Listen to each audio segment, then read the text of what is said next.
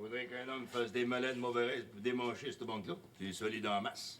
En masse? Ah, puis tu vois, quand à bâtir, pour le même espace, tu peux coucher 2 hommes. Ah, on sait jamais. Quelqu'un de mal pris ou ben non de la grosse ouvrage. Bon, ben, il ne reste plus qu'à remplir de baillasse. Ouais. C'est du foin de cette année, mais il est bien sec. Là-dessus, tu vas dormir comme un prince, mon homme. Le roi d'Angleterre est pas mieux couché dans son château. Ta mère pourra pas dire que je te traite pas bien, hein? Quasiment comme si t'étais mon garçon propre. Tu sais pas si ta sœur va monter chez ta mère dimanche? Juliette? Ah, ça se pourrait bien. Paraît que les touristes vont faire un tour de bateau du côté de Tadoussac. Hein? Ben, vous savez bien, ils font ça tous les étés. C'est-tu à cause d'Yvon que vous me demandez ça? Des raisons. Comme il va être là, mais tu dis que ça lui fera pas de chagrin de voir ta sœur un petit brin, hein? Ils ont l'air d'adonner, ces deux-là. Il va falloir les accorder avant qu'il soit trop tard. Les jeunes en santé, faut pas leur demander trop de requins-bains, hein? Ben, tu comprends ça, toi? Les jeunes et tout. Ma sœur est bien à sa place. Ben, justement, si on veut qu'elle y reste, faut pas aller contre les penchants de la nature. Puis, et d'autres, avoir des petits. À son âge, ta mère en avait déjà 2, Antoinette, puis elle, Juliette. Ah, ça a guère qui a retardé les noces. Si Yvon était pas parti de l'autre bord, ma sœur puis lui seraient déjà établis avec une famille. En tout cas, je tiens à vous dire que ça va être un grand accomplissement si Juliette elle devient votre bruit, puis moi, ben, le beau-frère d'Yvon. Ça sera pas piqué des verres. Puis toi, Lionel, inquiète-toi pas pour ton avenir. La parenté à Joseph Arthur Lavoie a jamais eu à se plaindre de rien. Bon, m'occuper de ton avenir, mon garçon. Ah, ça. Là, ça va être la première entrée au paradis, tu vois. Pas tiens. T'as des chances, oui. Avec Olivier Amélie, à mes côtés. Porte de chance, hein? Ouais, bien. Un 7, un 7. Tu étais sur les rouges. 2, 3, 4, 5. Oh, je vais y faire manger, hein? Là. Bon, c'est cette fois-ci, moi, que je dois avoir un chiffre important. Un petit peu. Bon, c'est modeste, mais enfin, on va essayer de faire quelque chose avec ça. 4, 5, 6. Qu'est-ce que je jouais? Ben, les verts, hein? Alors, 1, 2, 3, 4, 5. Non, Alex, tu vas pas nous imposer ta musique de sauvage. Respectons pas notre invité. Ah, laissez donc faire, Cyprien. Il faut que l'Église soit de tous les temps. D'ailleurs, ça ne me déplaît pas. Je trouve ça bien. Populaire. Oh, pauvre Olivier. Qu'est-ce qu'on ne justifie pas aujourd'hui avec ces mots-là, hein, mon neveu? Les pires stupidités. N'êtes pas de mon avis, mon cher Julien? Ah, j'aimerais bien vous répondre, mais j'ai pas de réponse qui me vient à l'esprit. Je suis un pauvre curé de campagne, vous comprenez? Je suis les directives de nos seigneurs les évêques. C'est à eux d'évaluer les problèmes complexes de la vie moderne et de nous diriger. Moi, je trouve cette musique gaie. Peut-être ai-je tort. C'est à moi, je crois. Oui, c'est à vous de jouer, en effet. Merci. Ah, 4. 1, 2, 3 et 4. Ah, et puis si l'avenir de la société est à la ville, et c'est à la génération de jeunes prêtres urbains comme Olivier qu'il appartiendra de définir les valeurs chrétiennes pour les habitants des villes. Moi, je ne connais que ma paroisse. Soyez pas si modeste, l'abbé. Vous me désolez avec de pareils propos. Bien sûr, je ne veux pas dénigrer mon neveu, là, et ses idées modernes. Je sais qu'il faut de jeunes prêtres pour évangéliser les masses populaires dans les villes et leur redonner la foi chrétienne, là, qu'elles sont en train de perdre sous l'influence matérialiste des États-Unis. L'argent, là, rien que l'argent. La survivance de nos traditions, de notre foi et de notre langue, c'est à vous qu'il appartient de les assurer. Autant, sinon plus que n'importe qui. Parce que c'est dans l'harmonie de notre vie paroissiale, de la culture de notre sol, de nos familles nombreuses, que réside le secret de notre survivance. Mais enfin, est-ce que je n'ai pas raison? Sans doute, tu as raison, Cyprien. Mais tu vas mal digérer si tu t'emportes comme tu le fais. Tu sais que tu es violent des fois quand tu défends tes idées. Oui, votre femme a raison, mon cher notaire. Retenez-vous un peu, voyons. Ce ne sont que des idées, et puis la réalité nous dépasse. C'est pour ça que la prière joue un rôle si important. Mais je ne vous ferai pas de sermon. C'est parfois tout aussi indigeste. Vous n'avez pas l'air bien, Raoul. Quelque chose qui va pas? Rien. L'humidité. Ma blessure me fait souffrir. Il a été blessé à Courcelette. Nous le savons. Ah, mais nous ne le saurons jamais assez, mon enfant. C'est votre blessure de guerre. Oui, elle me fait mal quand c'est humide. J'ai bien peur de ne pas pouvoir vous accompagner demain. À notre excursion à Tadoussac, vous allez pas nous faire ça. S'il a mal à terre, à plus forte raison en mer. N'insiste pas, Marie-Thérèse, je t'en prie. Raoul est assez grand pour savoir ce qu'il a à faire. Ah, mon Dieu, c'est vrai, qu'est-ce que je disais? Après tout, c'est un héros de Verdun. De Courcelette, madame. De Courcelette. Ah, mon Dieu, c'est vrai, où est-ce que j'avais la tête? Courcelette. Verdun, c'était... Pétain, ma chère. Le maréchal Pétain. Ah, c'est ça, merci, Cyprien, j'avais sur le bout de la langue. Seulement, je vous préviens, Raoul, vous serez seul ici à partir de midi. J'ai donné congé à Juliette pour l'après-midi. Elle doit aller voir sa mère. Je crois qu'elle l'a bien mérité. Ne vous inquiétez pas, maman. Il a connu pire que ça. Un héros de la guerre. Madame est servie. Ah, bon. Ah! Allons-y, allons-y.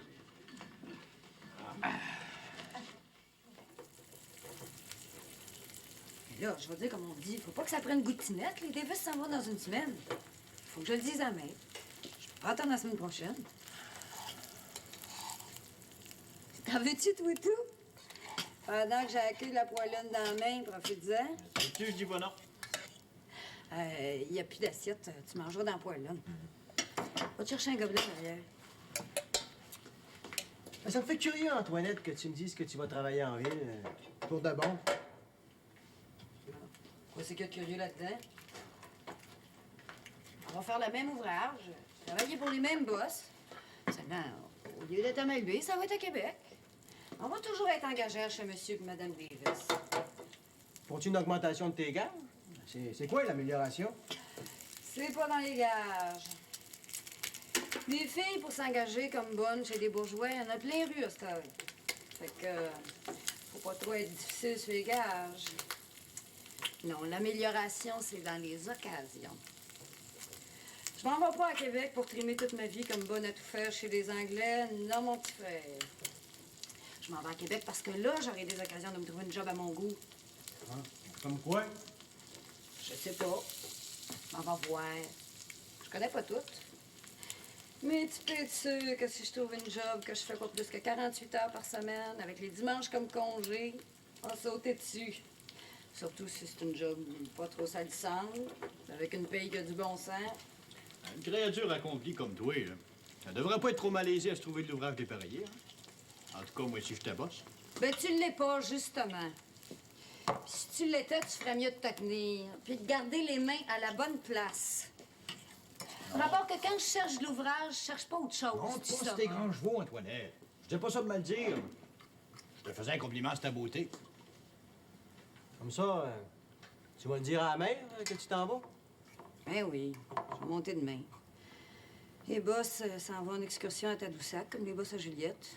McPherson va me conduire. Les boss y ont demandé de graisser les roues puis de changer l'huile de leur char. On va lui donner un petit road test du côté de chez Rosanna. Ouais. J'espère que la mère va pas trop gimber. Ça a été toute une affaire pour que M. Lavoie m'engage ici, puis après, que je sois pas obligé de voyager soir et matin. Ça a pris du temps pour que la mère dise oui. Ben là, elle pourra pas prendre grand temps. C'est pas demain, mais c'est dimanche prochain que je m'en vais. Puis il y a ni père, ni mère, ni parenté pour me faire changer d'idée. Puis toi, McPherson? Ouais. Pourquoi tu me demandes ça? J'ai rien à dire là-dedans.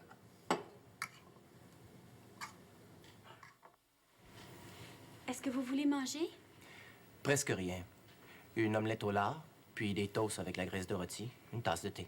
As-tu les petites fraises des champs avec la crème? Ah oui. Je pense que je mangerai pas à midi. Vous vous en allez? C'est toi qui t'en vas. Madame Fournier m'a dit que t'avais congé. Je peux rester. Si vous êtes malade. Non, non. Ça va mieux.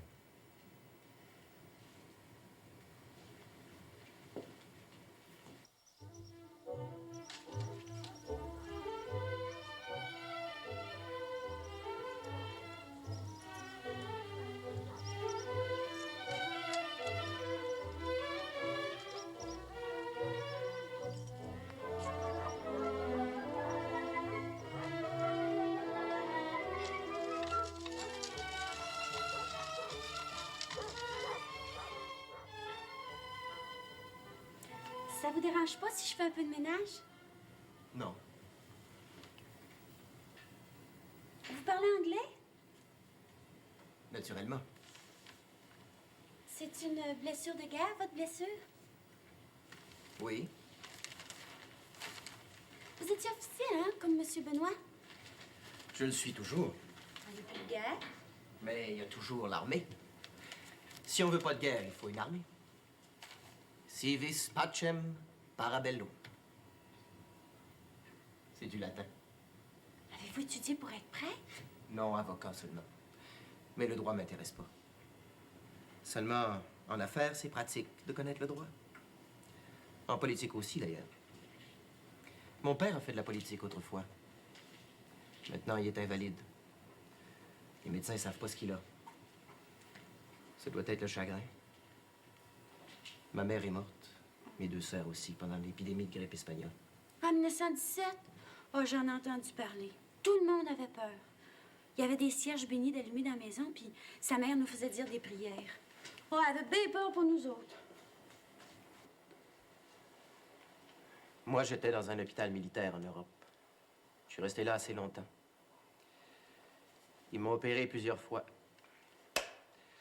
J'étais assez magané, surtout la 2e fois. J'ai une vis d'argent dans le bras. Une quoi? Une vis d'argent. Tu sais ce que c'est qu'une vis? Oui, une... Vous pensez parce que je suis une fille de la campagne, vous allez me faire écrire n'importe quoi? Une vis dans le bras. en argent. Tu me crois pas? Je vais te mettre le doigt dessus, comme Saint-Thomas. Oh non, non, non, je veux pas voir, j'aime pas ça. J'avais l'os tout écrabouillé. Ils m'ont mis une vis d'argent pour le tenir ensemble. L'argent, ça pourrit pas.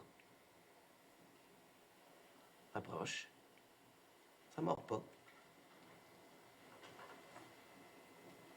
Tu peux toucher. Touche. Touche. Sens-tu? As-tu déjà entendu le curé au sermon parler des héros canadiens? Oui, j'en ai entendu parler. Ben là, tu pourras dire que t'en as touché un, en chair et en os, avec une vis en argent. Des éclats de shrapnel. C'est un mot allemand pour parler des éclats d'obus. À Courcelette, ça tombait comme la grêle. Une vraie tempête. J'en ai une autre blessure. C'est un shrapnel qui m'a pris en ricochet, comme une roche plate sur l'eau. Des reins jusqu'au mollet. Celle-là, je peux pas la montrer à tout le monde. Mais j'ai eu une médaille. Elle, je pourrais te la montrer. Elle est dans ma chambre. En haut.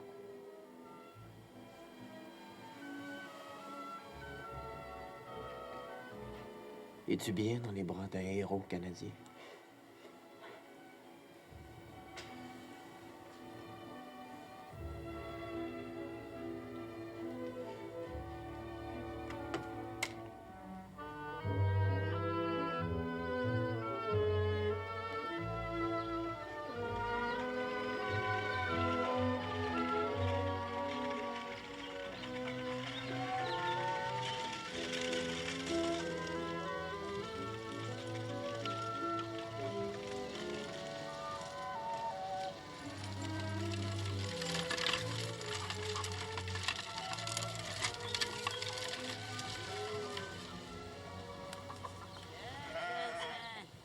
La grande visite.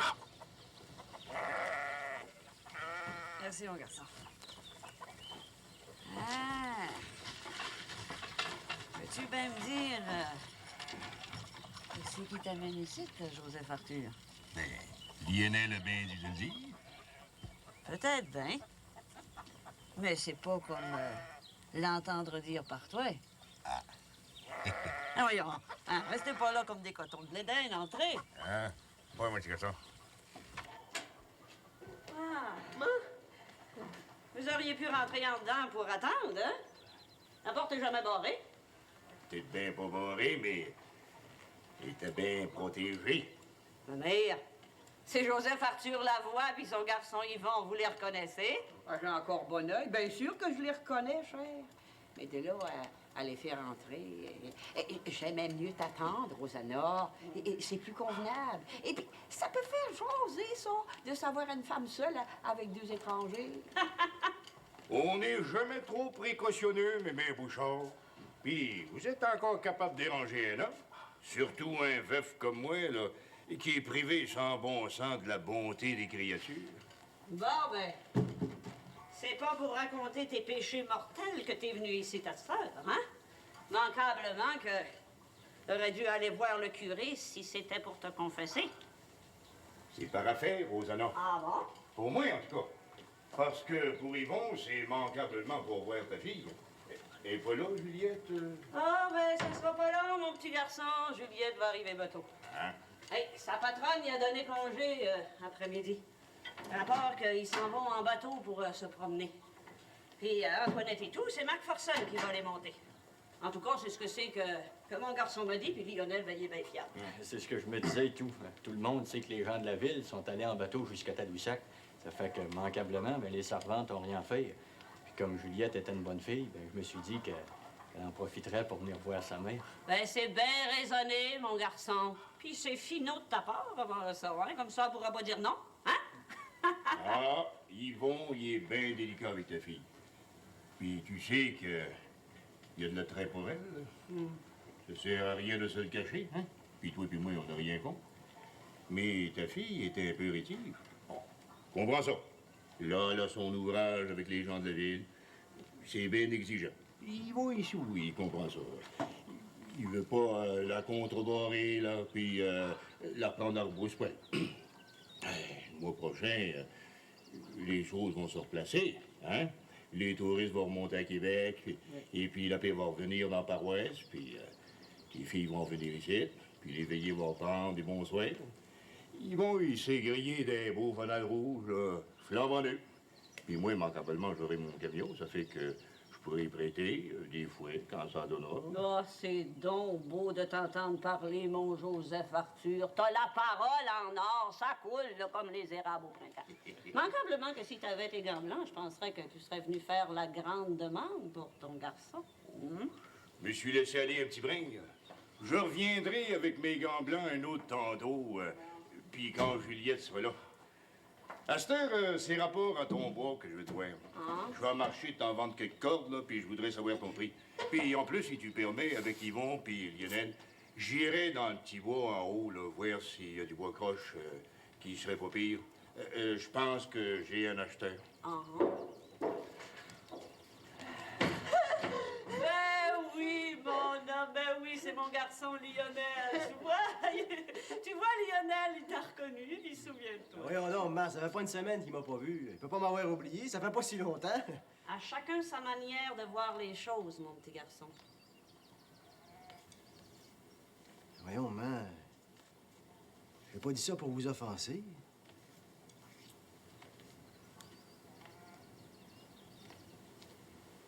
Je me suis ennuyé de vous. Je suis pas gêné de le dire. Seulement, je suis plus un enfant, comme de raison. Ouais.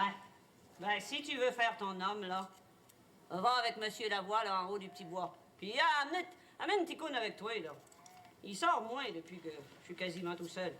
Moi, là, je vais préparer le repas. Oh, Joseph Arthur!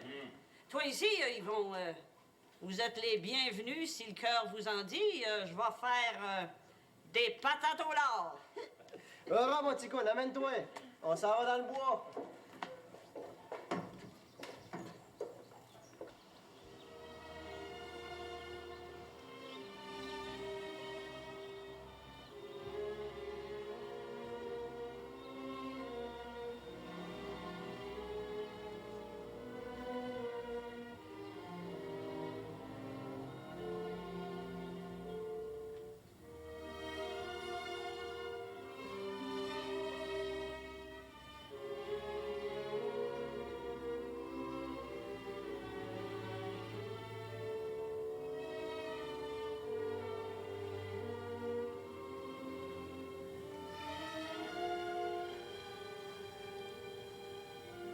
Ça te fait rien que je fume?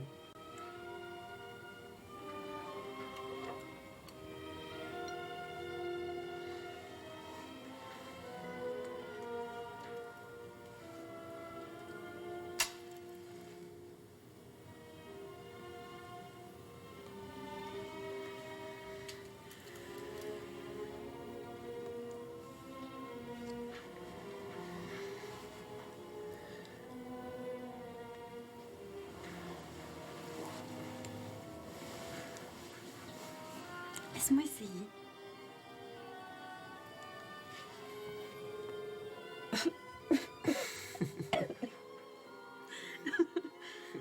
Il paraît que c'est pas beau une femme qui fume. T'en connais-tu? J'en connais.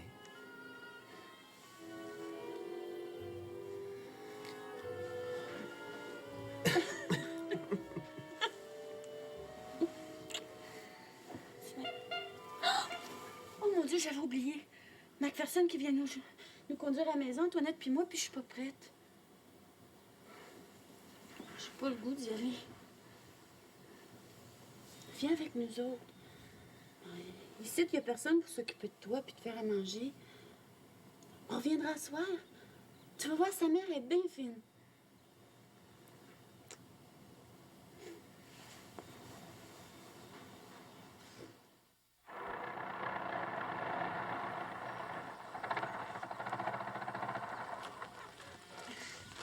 Sa mère, je vous présente le lieutenant Raoul Savary. Madame? Il est en visite chez monsieur et mme Fournier. Ah, seulement qu'il était malade, ça fait qu'il n'a pas pu aller à Tadoussac. Non, c'est bon, c'est bon. Il n'y a pas besoin d'un chapelet d'excuses. Tout le monde est bienvenu ici, monsieur. La porte est jamais fermée pour les gens honnêtes. Allez, entrez, la table est déjà mise. Allez, venez les gens.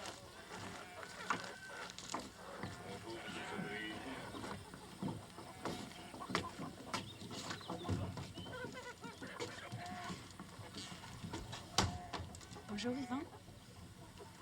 Je suis bien contente de te voir.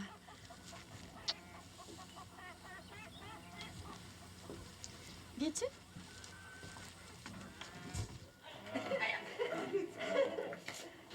Antoinette, place donc tout le monde, là.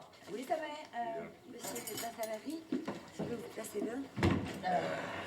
Bon, ben, regarde, j'ai faim. Aussi, je vais faire la masse.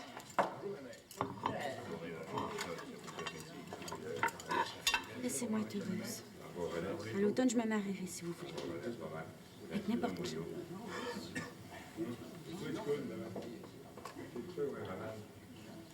c'est sûr, un peu.